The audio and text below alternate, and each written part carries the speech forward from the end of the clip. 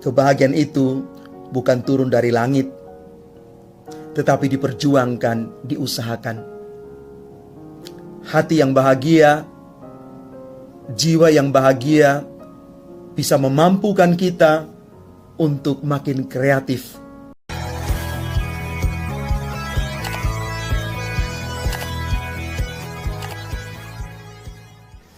Salam Bapak Ibu, Saudara dan Saudari, sahabat-sahabat garam dunia yang terkasih.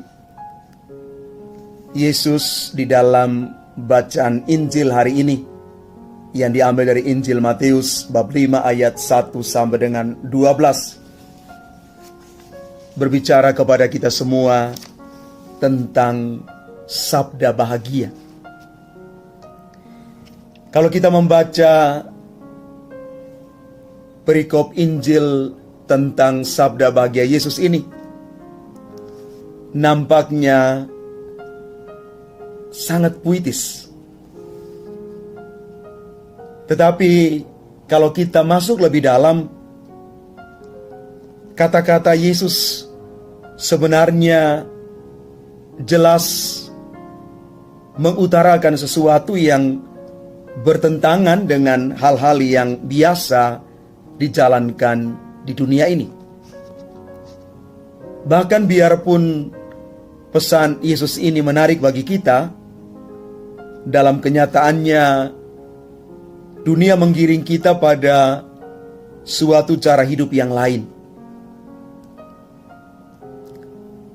Sabda bahagia sama sekali bukan suatu hal yang ringan, apalagi dangkal. Sebaliknya, kita bisa menghayatinya hanya jika Roh Kudus itu memenuhi kita dengan daya kekuatannya dan membebaskan kita dari kelemahan egoisme, kemalasan, dan kesombongan.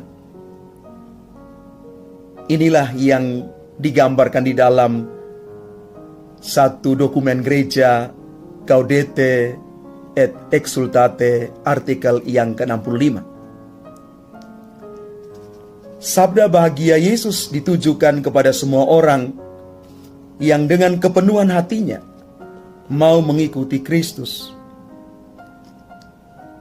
Seperti Nabi Elia mengenal Tuhan yang hidup, kita bisa bandingkan di dalam 1 Raja-Raja bab 17 ayat 1, dan mau mengikuti segala perintahnya dengan sepenuh hatinya. Injil mengundang kita untuk mengakui kebenaran dalam hati kita, menemukan di mana kita mendapatkan rasa aman dalam hidup kita.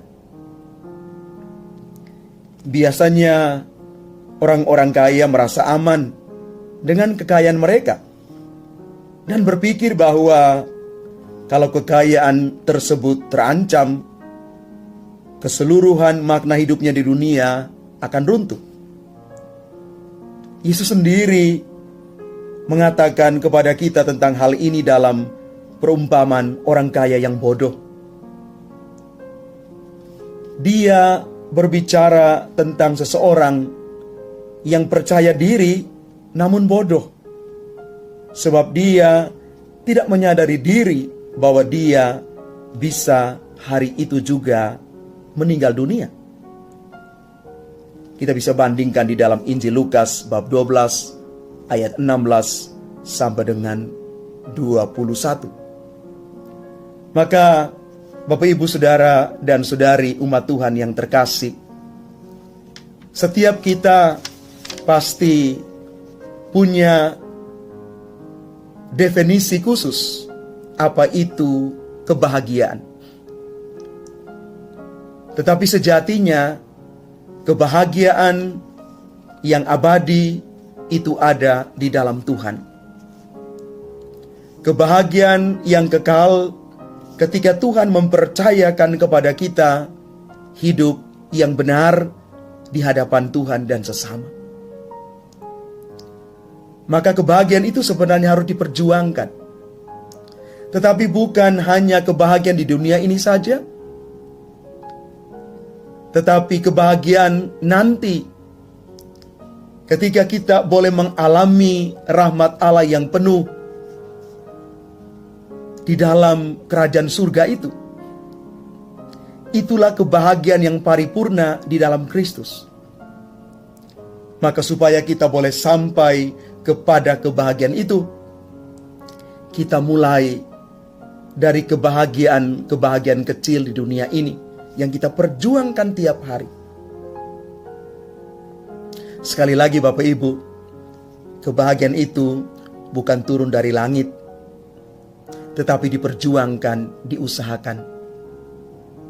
Hati yang bahagia, jiwa yang bahagia bisa memampukan kita untuk makin kreatif,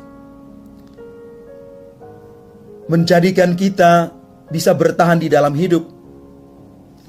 Karena itu Bapak Ibu, jangan hilangkan kebahagiaanmu itu hanya karena mungkin berhadapan dengan 1-2 masalah dalam hidup ini. Karena sekali lagi, kebahagiaan yang sempurna tatkala kita boleh mengalami rahmat Allah di dalam seluruh hidup kita. Bersukacitalah dan bergembiralah, sebab besarlah ganjaranmu di surga.